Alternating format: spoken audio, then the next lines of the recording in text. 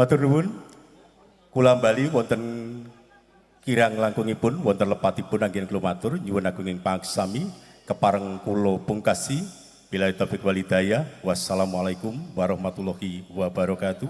Salajengipun dumateng para rawuh sumangga sugeng mresani kagunan Jawi pagelaran ringgit pacucal sedalunatas kanthi lampan Semar Bangun Kayangan kabeber dening Ki Dalang Gading Pawukir Seno Saputra.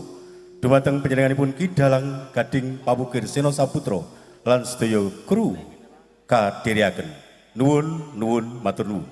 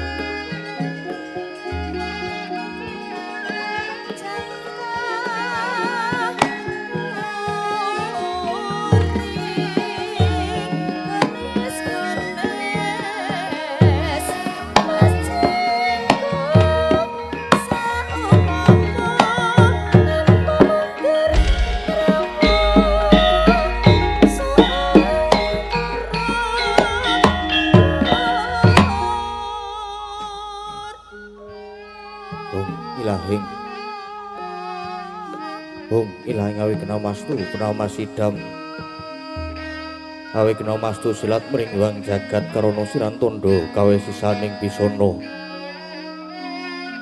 sono sinaulang wilopo restu masil stantun lampaing budo sinantur tutur katelo tulo-tulat mering Raden Waradya Winursita umpama paraminis kara karna giya tumiyeng jaman purwa Winusudha trengkang dinamadama pinardi tameng lalata mangya tekap wasananing gupita tanpun renggeng pralambang matumpa-tumpa Warma panggung sang murweng kata Purwakaning carita linarik runtuting basa dongeng kuna musrasa linaras saya karaos Mulasari rohang rasa ani ruing diri rasa rumangsa rumangsan lir jalma ngilukaca jarweh Gusiraku cahing carita lo becik wis gumelar jroning pakliran ya kang sejati hampir sani pagelaran ringgit purwa Surya Candra Darum Yang Kartika kinurba kudrat ingkang kawasa sariratri anggetri bawana Pura ing tenging dosina gilir gumanti tanpa kembuh teman dadi petanganing dina sasi warsi windu kang sarta abad Daruku lantang artu mangkar kesini rambuh Jawa pating krembyah dadi padhang ing kutu-kutu alang atoga Purana yang Brontoyo dadi branaan kang tanpa wicalan Jalu manungsa tinitah priya wanita sponto-ponto anut golonganing bangsa dewi-dewi Negari pundhita ingkang kawedita Purwa eka marang sawiji adili nuwih dasa 10 Purwa marang wiwitan senadyan kathah titahing dawa ingkang sinunggahing Pratiwi kinasunganing akasa kinapiting samudra Raja Sami Anggana raras nanging datan kadya ingkang genuping dalu samangke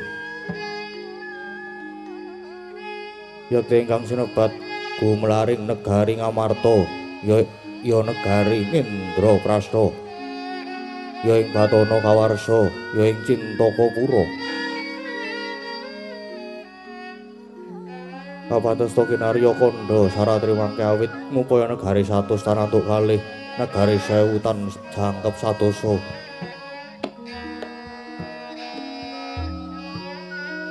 Dalar negara ingkang panjang punjung pasir wukir loh jirawi Gemah ripah loh jirawi kerto toto turaharjo tur dasar pura kaulane sadaya samya sayak saeka kapti akarya luhuring nusa bangsa lan negari tu negaring Indraprastha kena winasta negara ingkang gedhe obore padhang jagate dhuwur kukuse jero tancepe adoh marang kuncarane mula datana momokal lamun nganguwung tejane ngambar arungkun taping nagri lah sinentawa ingkang jumeneng nata ambek bau denda Anyakawati yakti aja juluk Maha Prabu Puntadewa ya Prabu Yudhistira ya Prabu Darmakusuma Dharma Wangsa ya Sang Dwija Kangka ya Sang Ajata Satru Naritra ingkang berbudi pawalaksana tur hambek angayomi dharma angayomi agami suci angayomi para kawula kang sami angreksa raharjaning negari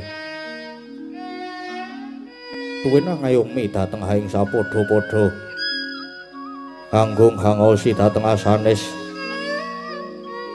Jumeneng ing sang nata nyata saking setya bektinipun para kadang Pandhawa ingkang ngembat ing ring praja.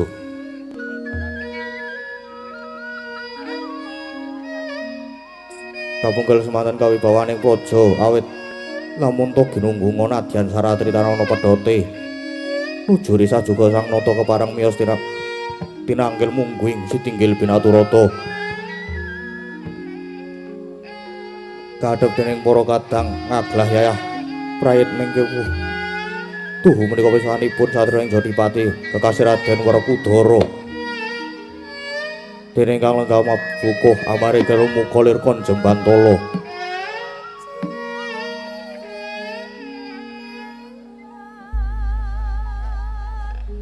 tuhu menika pisanipun sang pamadya satriya ing Madukara kekasih Raden Harjuna, ya Raden Janaka, ya Raden Permadi. Dadan kantun piswanipun satriya kembar kemanikan niki Raden Nakula saha Raden Sedewa.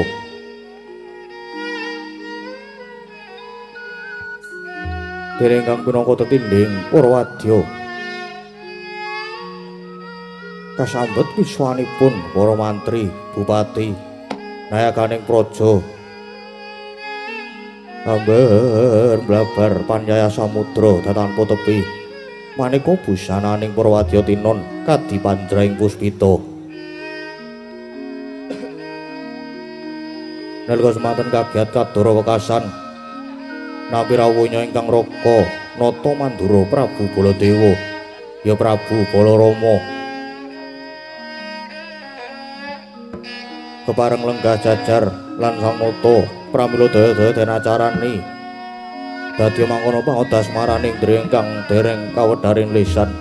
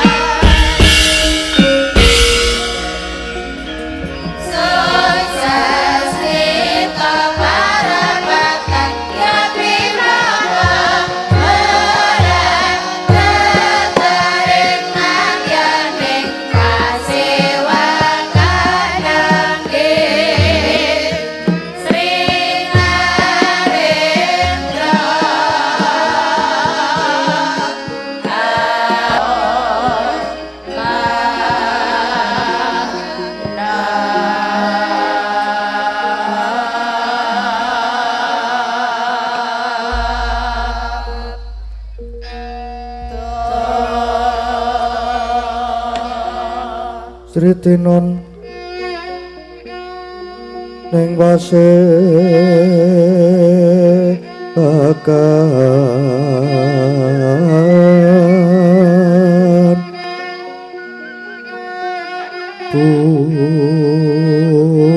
busana maneka arna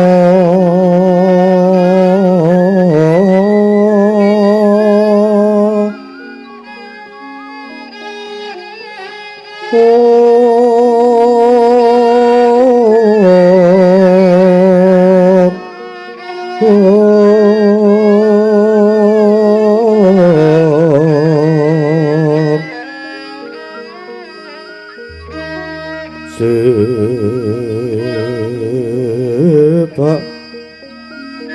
puspiteng udana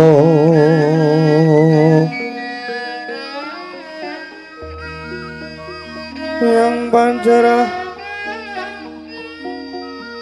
saroro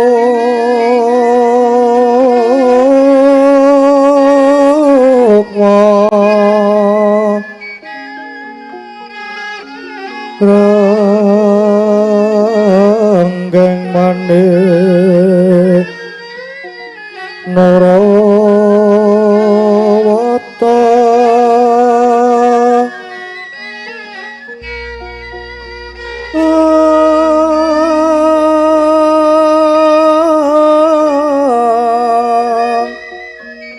ana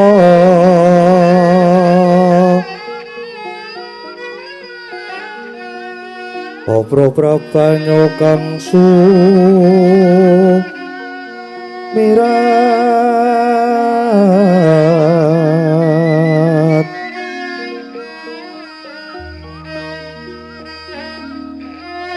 kenyaring deca liwaran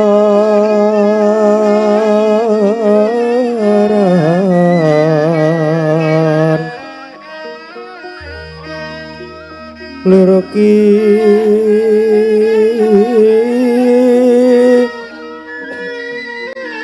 lat sisiring dade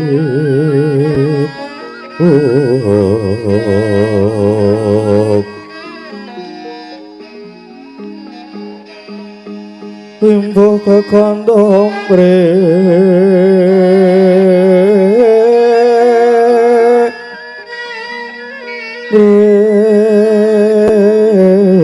ingin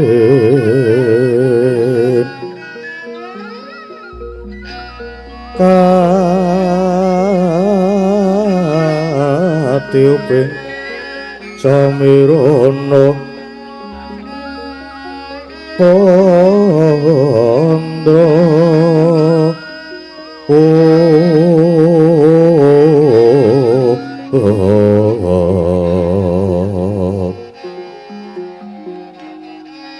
sabaran mangambar kungas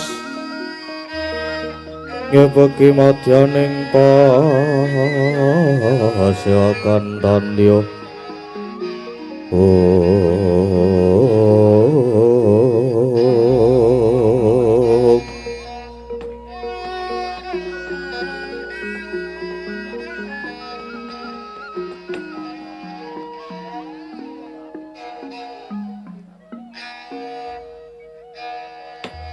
Duh, Iwang Murbingrat mugi ambabarna pepajar. Duh, jimat pepunden kula ing madya pada prapteng delahan. Koko Prabu ing Mandura. Dereng dangu rawuh paduka sasampunipun lenggah kanthi prayogi. Kepareng uri paduka ngaturaken pambagya panakrami tuwin sumengkeming pabekti kula mugi kunjuk wonten sandhap pepadanipun jeng Koko Prabu ing Mandura.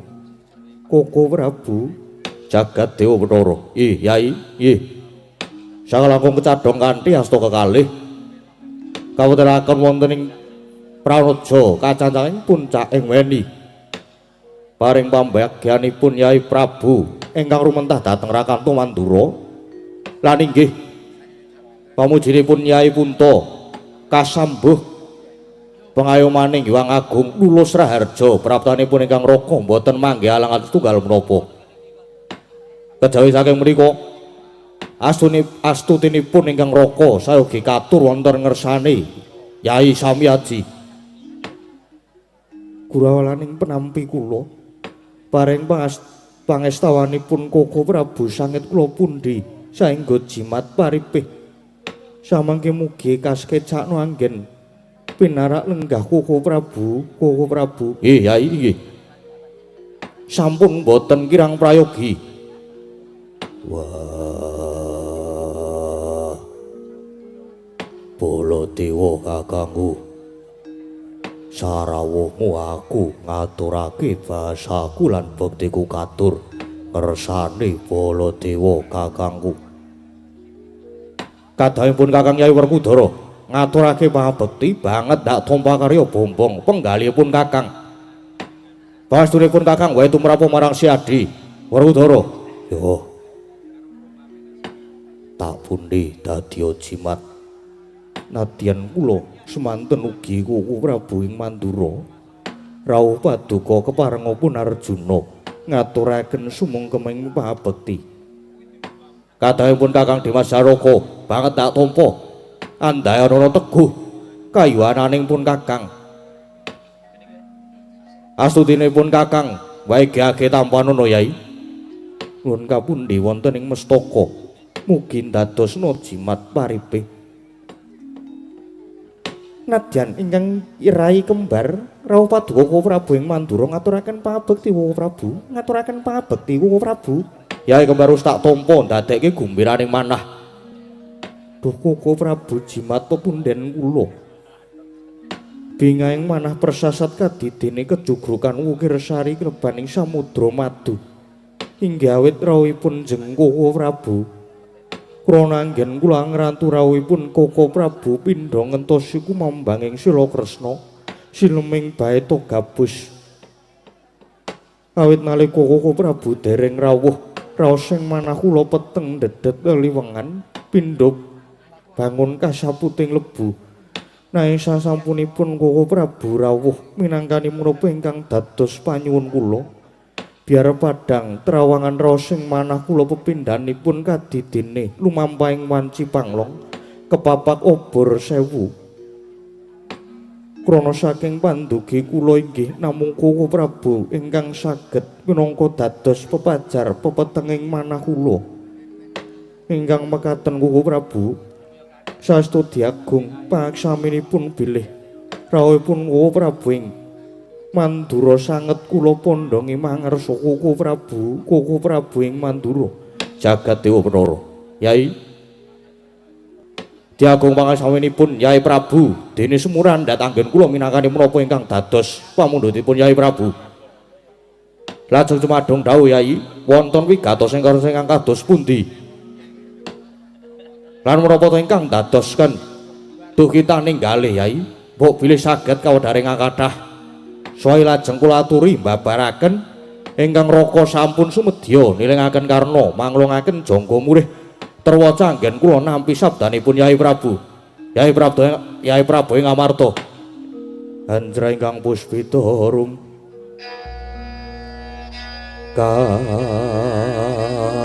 kasiliring samirana mrih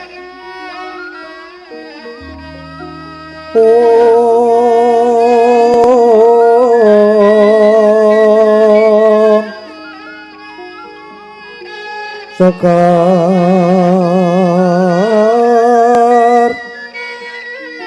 kadung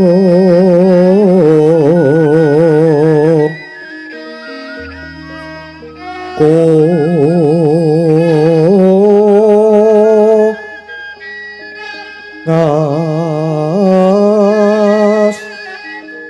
kadado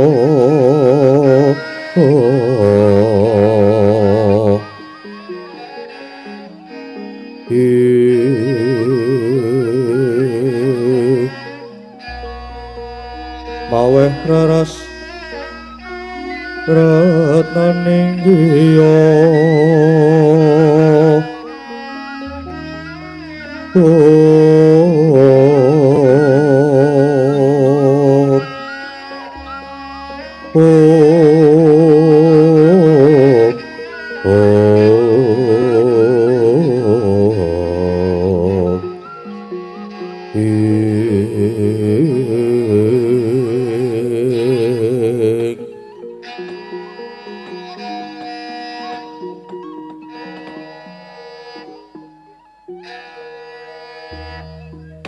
Koko Prabu ingkang dadosaken pepetenging manah kula persasat suduk gunting tatu kalih sepisan sampun sawetawis Trimadya Candra ingkang kalenggahan menika negari Ngamarta kados dene nampi wolakipun Jawata awit kawontenanipun negari Ngamarta kalenggahan menika persasat remeng remu sorotipun kados layu Koko Prabu negari Ngamarta ingkang rumiyin tentrem sapunika malah dados tintrim Ngamarta ingkang kondang nanging sapunika malah kebak ing reh priatinan penandang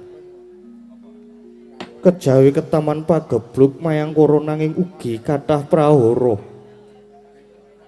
ingkang nuwuhaken mapinten-pinten bebanten inggih kurban bondo donya inggih nyawa satemah para kawula pating jerit reyungan menika ingkang sepisan ingkang kaping kalih wonten lelampahan kados mekaten Koko Prabu ing Ndarawati inggih Koko Prabu Sri Bathara Kresna ingkang pinangka dados pengesuhipun utawi kusiripun para kadang Pandhawa malah sampun sawetawis wanci boten rawuh ing negari Ngamarta semanten ugi Kakang Semar Badranaya ingkang ugi pinangka dados pamomong para kadang Pandhawa sampun sawetawis wedal ugi boten seba caos Koko Prabu inggih perkawis menika ingkang sanget dadosaken jibeg bebek ing manah kula pramila Koko Prabu rening sawetawis wanci Koko Prabu Sri Bathara Kresna dereng kepareng rawuh saking panginten kula inggih namung paduka Koko Prabu Mandura ingkang kula anggep pinangka dados wakilipun Koko Prabu Kresna ingkang mekaten kepareng oparing sabda tama mrih dados pajaring lelampahan menika Koko Prabu ing Mandura jagat mangestu wayah Brara jagat sabdanipun Nyai Prabu sampun kula tampi kanthi terwaca nanging Nyai tumrap kula menika malah kepasan yudha katujuh inu tegesipun kaleresan menapa daruranipun mekaten Koko Prabu inggih krana Nyai Prabu Punta kala wau ngendika bilih sampun sawetawis wanci Nyai Prabu Kresna malah dereng rawuh wonten negari Ngamarta lah sejatosipun prabanipun ingkang raka ing Mandura menika malah ugi badhe wewarta dhateng paduka Yai badhe paring kabar babakan menapa Koko Prabu lho menapa Nyai Prabu dereng pirsa rikalenggahan menika Nyai Kresna sawetawis wonten pundi inggih dereng Koko Prabu lah menika kula caosi prisa Kyai bilih sampun sawetawis wanci Kyai Kresna samenika malah mapan utawi lenggah wonten Karangka Dempel pramila boten nama mokal menawi Kyai Kresna dereng saged rawuh wonten negari Ngamarta kalebet Kakang Semar inggih boten seba caos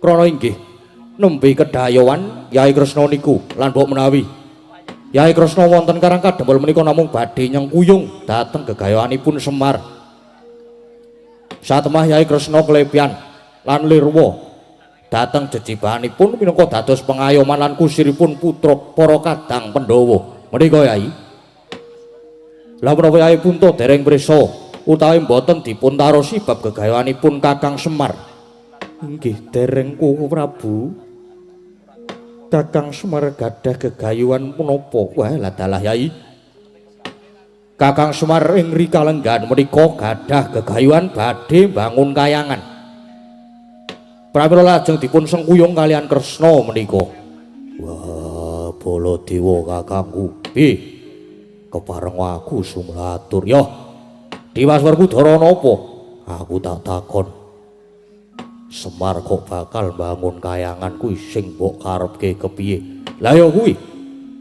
pun Kakang dhewe ya gumun nganti tekan saiki isih tuwuh tandha pitakonan Semar kok malah bangun kayangan ki mengko karep sing kepiye umpama to bangun kayangan banjur kayangan ngendi sing bakal dibangun merga kayangan kuwi werna-werna Moko kayangan kuwi papane para dewa, tur manggone ya ora ana ning Marcapada.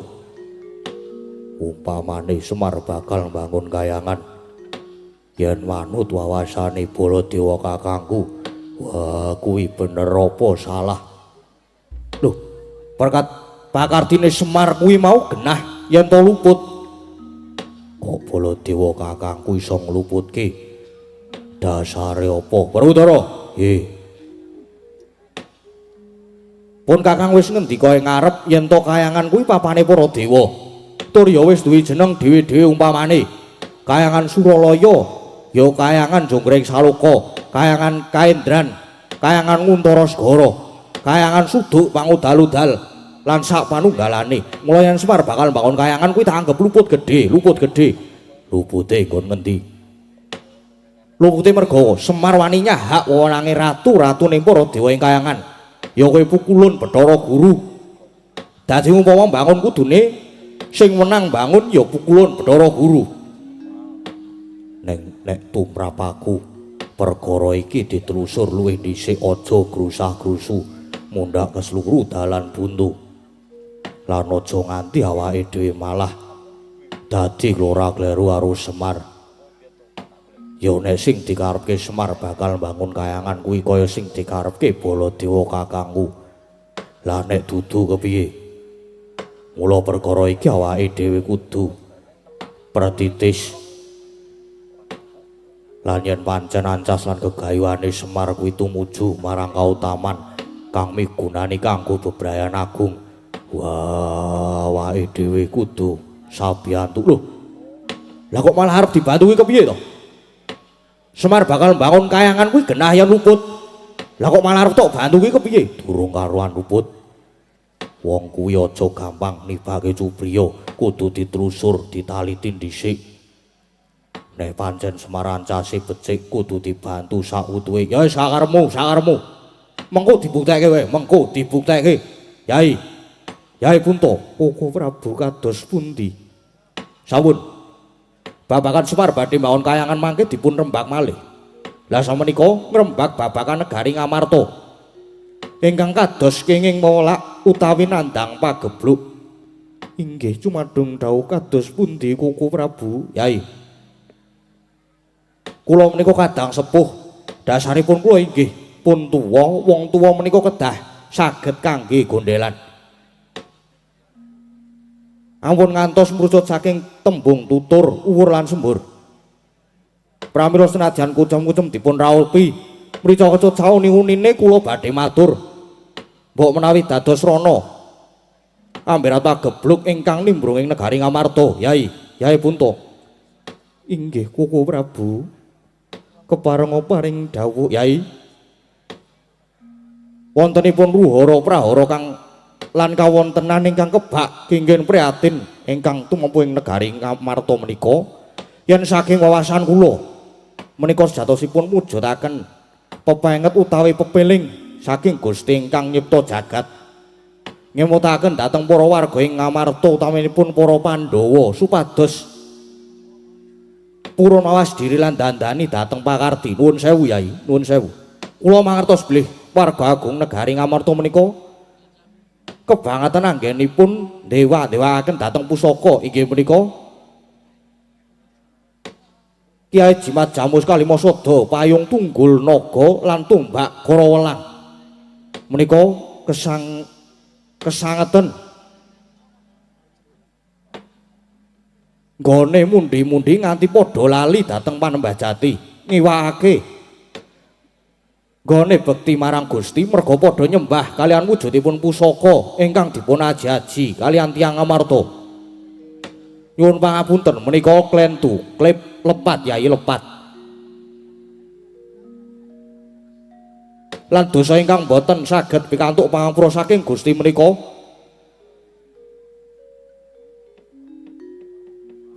menawi ngantos mlengos saking Panembah Jati lajeng nyembah kalian bangsane pusaka, bangsane kayu, watu menika dosa ageng. Lah pramila saking wawasan kula kangge nyirep ratu ingkang nimbrung ing negari Ngamarta praginipun Jimat Kalimasada lan pusaka sanesipun menika kedah dipun singkiraken Menawi perlu dipun lebur utawi dipun larung kemawon, Yai. Wah, boleh Baladewa kakangku. Piye? Aku sumula atur meneh. Wis cetha lamun jimat Jamus Kalimasada kuwi paugraning praja dasaring negara lan pepageming bangsa. Yen nganti mengko para kawula didohke saka Kalimasada apa ora banjur ngrusak marang rasa panunggal lan bubrake rasa kamanungsan. Kuwi Baladewa kakangku. Lah sing kleru ya mapan ana kene iki Werkudara. Gusti Pangeran Kirak ya wis paring wujuding wedha suci ingkang pinangka tuntunaning kajiwan. Jupuk lawan agama kang rinasuk. Yen pancen Pangeran wis paring pranatan lumantar wedha suci, kena ngapa kok menungsa gawe tatanan dhewe lumantar wujuding Jamus Kalimasada? Menungsa kuwi ora perlu gawe aturan. Krana pranatan sing wis digawe Gusti, menungsa kari nindakake perintah ngedohi marang cegah. Koko Prabu Mandura keparenga kula sumela atur. Ya Arjuna kepiye? Warga agung negari Ngamarta menika boten namung dumados saking setunggal agama, nanging pinten-pinten kapitayan menawi namung ginakaken setunggal paugraning agami lan wedha suci tartemtu niki badhe nuwuhaken daredah lan nuwuhaken bab-bab ingkang boten prayogi lan boten sami ngurmati dhateng bedaning agami kula wau Koko Prabu. Lah yen dibedake ngono kuwi mula ayo dipadhake pramila Yai Punta. Menawi pancen Pandhawa kepengin pedhot ingkang nglimputi negari Ngamarta menika enggal sumilak srananipun pusaka Jamus Kalimasada payung tunggul naga lan tumbak krawalang kedah dipun lebur dipun larung mawa wangsul dhateng Panembah Jati lan tuntunaning wedha suci menika tentu badhe manggih tentrem lan boten badhe eneng-enengan boten badhe sikut-sikutan kados mekaten mriku. Yai Prabu sigra-sigra yen pramana kanca sigra ngraketa nawang sesangka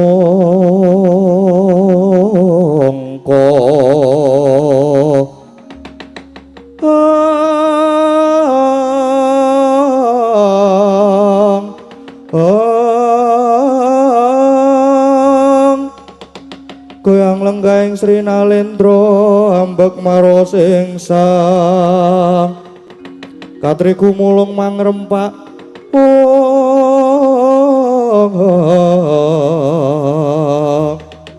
katri gumulung mangrempahing waja Garuda goloreh kakiri-kiri Garuda goloreh kakiri-kiri kumregut makut mangajab.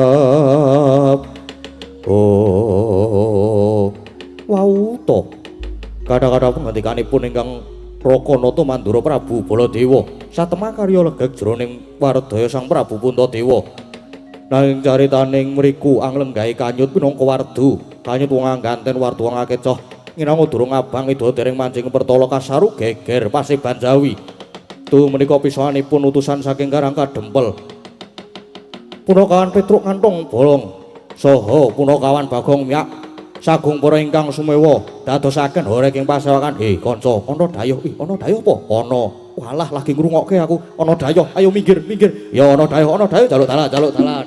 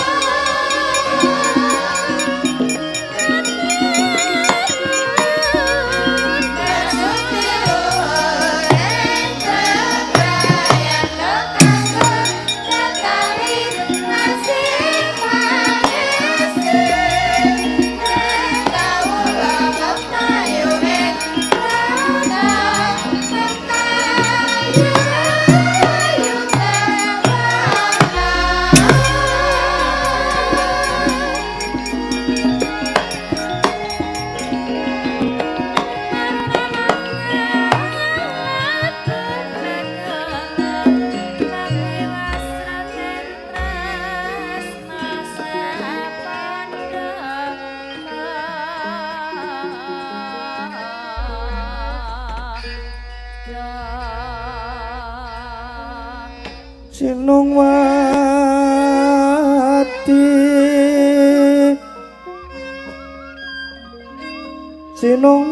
jagat kinari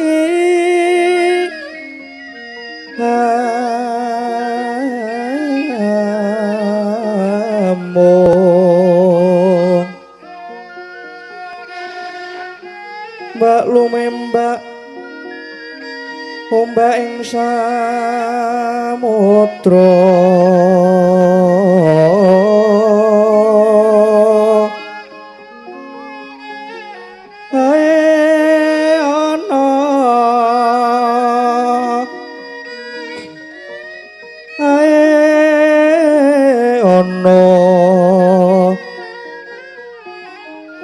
bali lumut hambak kanggeng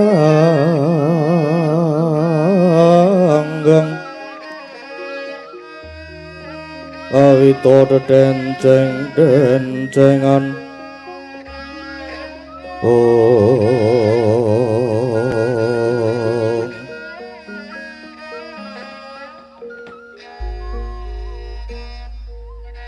nganti gawe oreken pasewakan jebul iki suwane Petruk padha kanthi raharja biswanira Petruk kanthong bolong nduk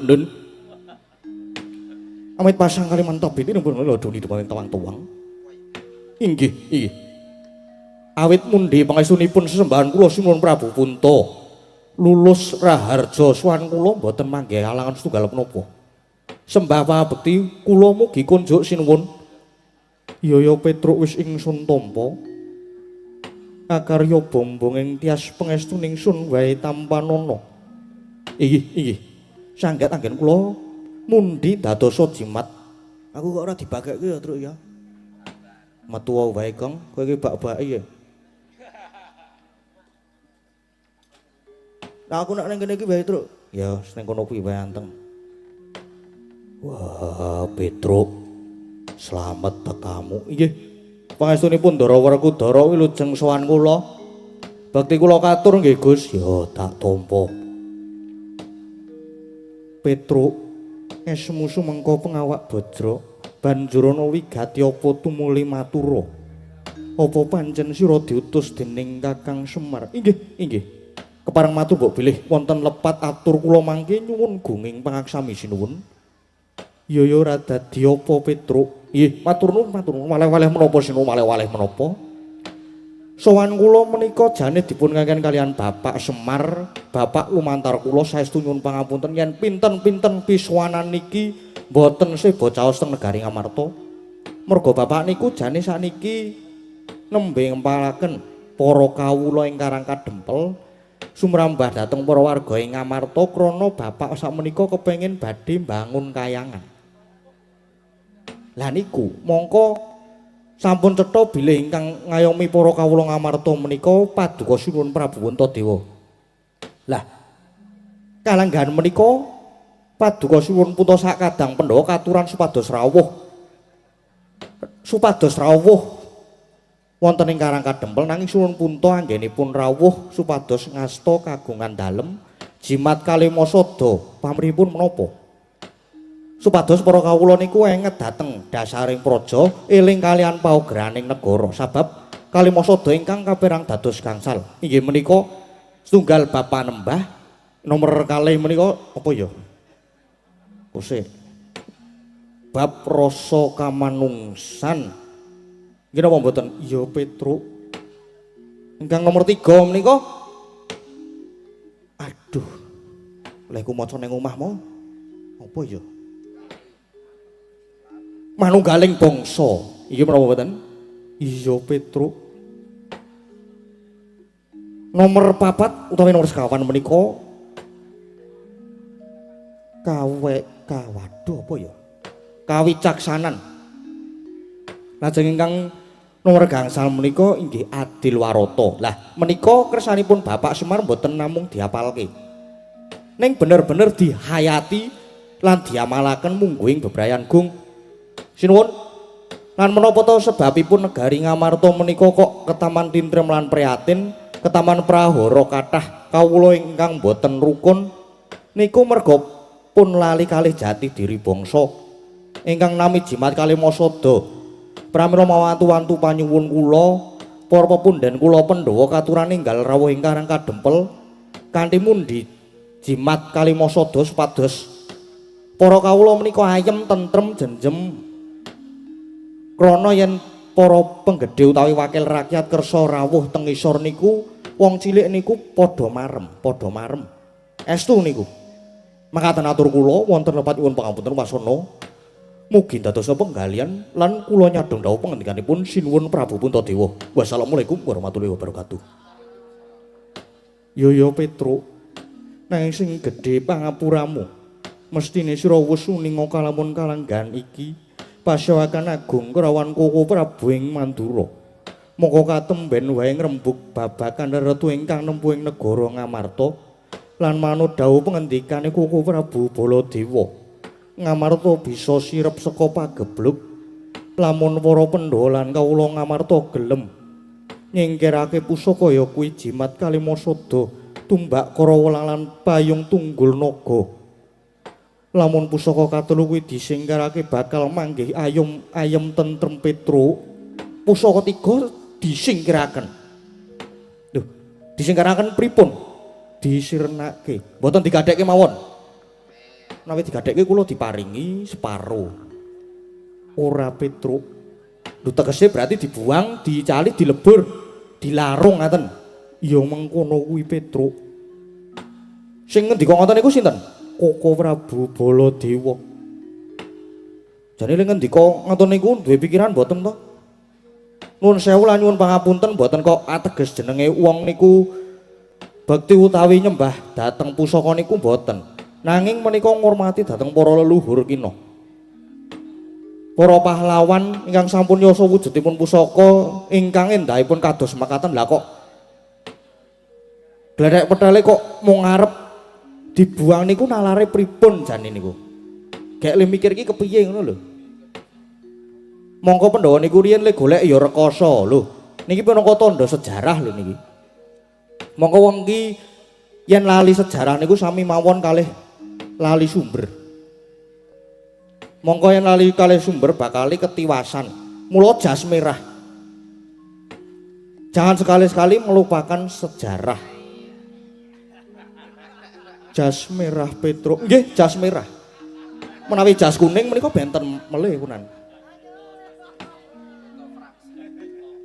Ngaten. Nganggo wedha suci Petruk. Mongko Ngamarta niku kapitayane beda-beda.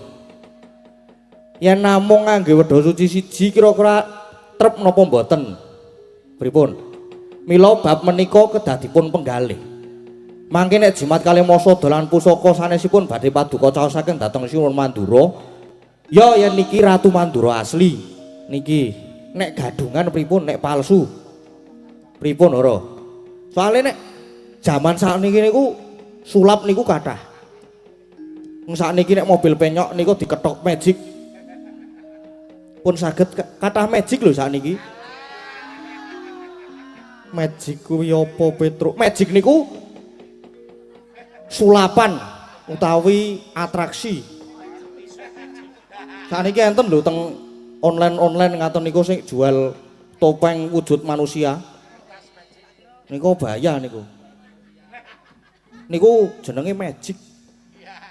Iya Petruk. Mengke kurang bejane malah Kalimasada terus didol digadhekke kepiye jal? Pripun? Mongko riyen pun ate digadhekke to. Petruk ora ngawur, mboten guyon sithik wae kok. Kau nek kejem-kejem ki. Niki lho anteng sing jak guyon wae anteng kok. Jenengan omong wae. Wasake wis ngono. Kau ngono wae. Mergo ngerti nek kringkiane Pandhawa niku mapaning jimat Kalimasada niku. Ngati-ati ngatos-atos waton Prabu Puntaweswara ngastu Kalimasada Ngamarta gari ngrubuhke napa mboten bebayani niki mengke. Mila wonten tetembungan sedumuk bathuk senyari bumi Gandeng Jumat Kalimasada menika paugraning negari. Mulane ana wong sing arep nyirnake lah mbok dewa mudhun to wis. Lah mbok ratu Mandura sisan nek wani garusiku nek wani arep nyirnake Kalimasada rawe-rawe rantas malang-malang putung tetep ajeng kula tabrak.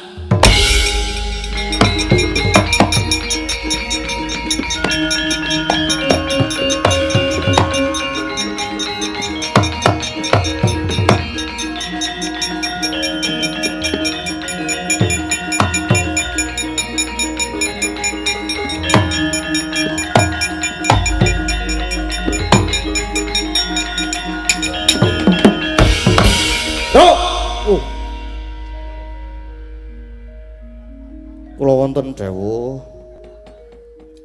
saking jagat parasmane jajalan iblis lanat. Aku wis graito pasukan agung sing wibawa kaya ngene. Janji ketekan dagelan elek kaya ngene iki. Nggih nyuwun ngapunten nggih. Ngadeg.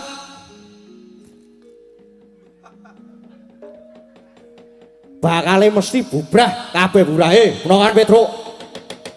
Kowe nek ora ngerti tak kandhani yo. Yen para kawula ngamarta padha nyembah marang Jumat Kalimasada kuwi dadi dosa. Dosa sing ora oleh pangapunten.